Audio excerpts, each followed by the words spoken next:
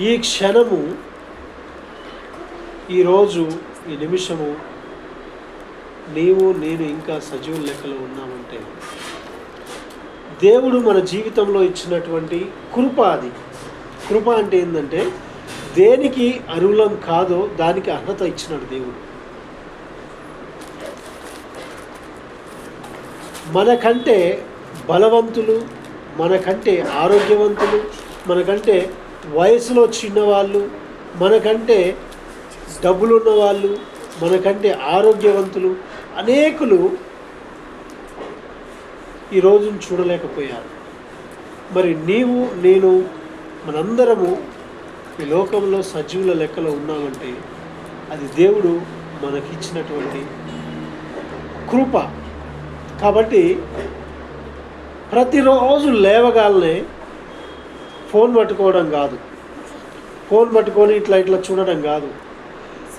ఈరోజు లేవగానే నిన్ను దేవుడు ఈ రోజును చూసేటువంటి కృపని జీవితంలో ఇచ్చాడు. కాబట్టి ఎప్పుడైతే బెడ్ మీద నుంచి లేస్తావో వెంటనే అటు మోకరించి, దేవా ఈరోజు నేను చూడడానికి నీవు నాకు ఈ అవకాశాన్ని ఇచ్చావు, ఈ ఆధిక్యతను ఇచ్చావు, ఈ కృపనిచ్చావు, అందును బట్టి నీకు వందనాలు.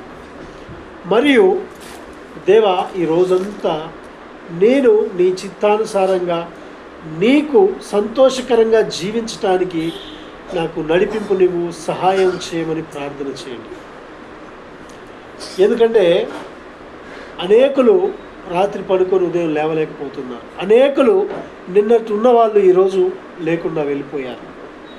అందుకే దేవుడు నీకు ఇచ్చినటువంటి కృపను వ్యర్థపరచు.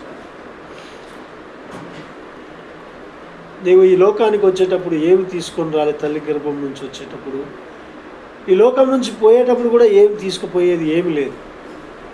ఎందుకంటే చరిత్రను పరిశీలించి చూస్తే ప్రపంచ పటాన్ని ఏకాధిపత్యంతో పరిపాలించినటువంటి గొప్ప చక్రవర్తులు కూడా ఈ లోకాన్ని వదిలిపెట్టి పోయేటప్పుడు ఒట్టి చేతులతో వెళ్ళిపోయారు. నీవు నేను ఎంత. కాబట్టి గర్వించకు, ఇది నా ఆస్తి, ఇది నా సంపాదన, ఇది నా ఉద్యోగం, ఇది నా అధికారం అని గర్వించకు. గర్వము నాశనమునకు నడిపిస్తుందని దేవుడి వాక్యం సెలవిస్తుంది. నీకు అధికారం ఉందా? నీ అధికారాన్ని బట్టి ఎవరికైతే ఉపయోగం ఉందో వారికి సహాయపడు. నీకు ఆస్తి ఉందా?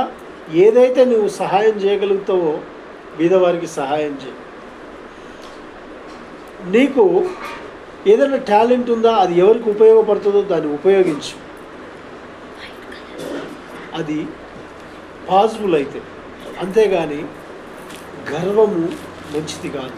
ఈరోజు నేను చూస్తూ ఉన్నా కొంతమందిని, మా నాన్న ఫలానది, మేమేం చేసినా నడుస్తుంది, మా తమ్ముడు ఇలాంటిది, ఈ ఉద్యోగ అధికారంలో ఉన్న నేనేం చేసినా నడుస్తుంది అనేటువంటి ఆలోచనలతో జీవితాలను గడిపేటువంటి వ్యక్తులను చూస్తూ ఉన్నాను. కాబట్టి నీవు జీవించే ప్రతి నిమిషము దేవుడు ఒకరోజు దేవుడు తప్పకుండా లెక్క అడుగుతాడు.